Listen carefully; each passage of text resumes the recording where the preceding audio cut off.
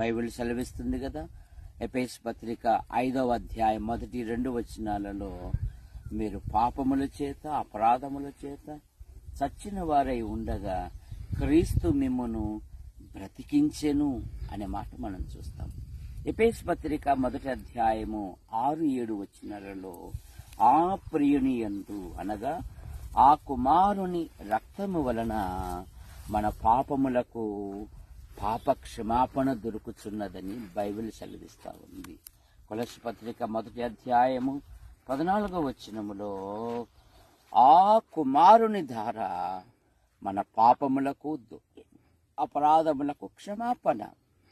యేసు రక్తము ప్రతి పాపము నుండి మనలను పవిత్రులుగా చేయి. కనుక యూట్యూబ్ ద్వారా వీక్షిస్తున్న ప్రియుడా, ప్రభు అయిన యేసుని అంగీకరించకపోతే ప్రభు అయిన యేసుని అంగీకరించాలని మనవి చేస్తూ ఉన్నా.